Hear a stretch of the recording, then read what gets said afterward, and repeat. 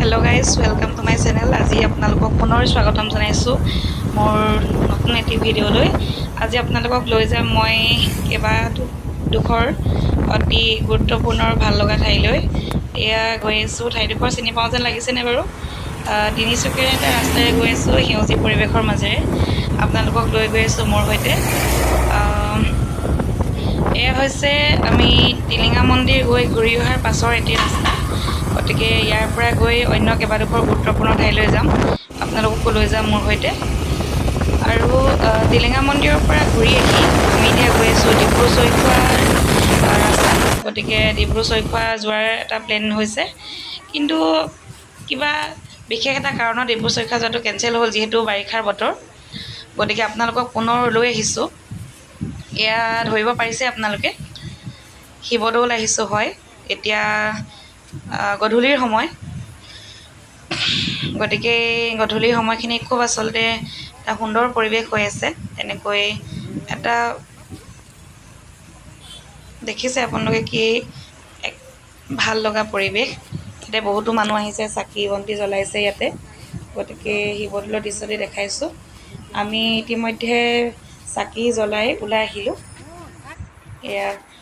আৰু এয়া হৈছে তলাতল ঘৰ হয়, আহোম স্বৰ্গদেউসকলৰ দিনৰ এয়া তলাতল ঘৰ, য'ত শত্ৰু আহিলে বিভিন্ন দিশেৰে সৈন্যসকলে ইয়াৰ পৰা আক্ৰমণ কৰিবলৈ বা তলাতল ঘৰৰ মাজেদি বিভিন্ন ঠাইত আত্মগোপন কৰিবলৈ আৰু বিভিন্ন ক্ষেত্ৰত আপোনালোকে জানেই কাৰণসমূহ তলাতল ঘৰ কিদৰে ব্যৱহাৰ কৰা হৈছিলে। অতি গুৰুত্বপূৰ্ণ স্থান আছিলে এই তলাতল ঘৰ আহোম স্বৰ্গদেউসকলৰ দিনত। গতিকে তলাতল ঘৰৰ দৃশ্যটি আপোনালোকক দেখাইছোঁ। এয়া সন্মুখ ভাগৰ পৰা দেখাইছোঁ। ইয়াতে বৰটোপ কামান এনেকৈ থোৱা হৈছে। এইবোৰ টিকট কৰি ভিতৰলৈ সোমালোঁ। খুব বেছি ৰ'দ, আৰু ৰ'দ যদিও মানুহৰ অহা যোৱা হৈয়ে আছে ইয়াতে। আচলতে ঐতিহাসিক কীৰ্তিচিহ্নসমূহ আমাৰ সদায়ে আদৰৰ, সদায়ে আগ্ৰহৰ। গতিকে এই ৰ'দক নেওচি আমি তলাতল ঘৰলৈ আহিলোঁ। তলাতল ঘৰৰ পৰা আপোনালোকক লৈ যাম পুনৰ অন্য কিছুমান গুৰুত্বপূৰ্ণ ঠাইলৈ। গতিকে অলপ পাছতে তলাতল ঘৰৰ পৰা আমি বিদায় মাগিম। এয়া বৰটোপ কামানবোৰ দেখাইছোঁ আপোনালোকক। তলাতল ঘৰৰ অন্য এটা কথা আপোনালোকক দেখাইছোঁ। এয়া মন্দিৰৰ সদৃশ এটি গৃহ। গতিকে এয়াও দেখালোঁ। ইয়াতো খুব বেছি ৰ'দ, আৰু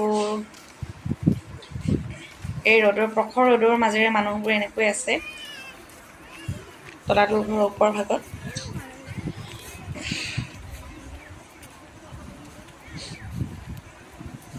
তেতিয়াৰ দিনৰ চিমেণ্ট নোহোৱাকৈ কিদৰে ইটা, হাঁহ কণী আৰু বিভিন্ন ধৰণৰ বস্তুৰে কিদৰে তৈয়াৰ কৰিছিল। আচলতে ঘৰসমূহ এতিয়াও ইমান নিপুণ অৱস্থাত আছে।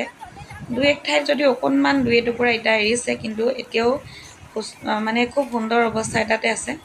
গতিকে এনেকৈ ৰ'দৰ পৰা ৰক্ষা পাবলৈ দুপাট্টাখন মেৰিয়াই ল'লোঁ মূৰত।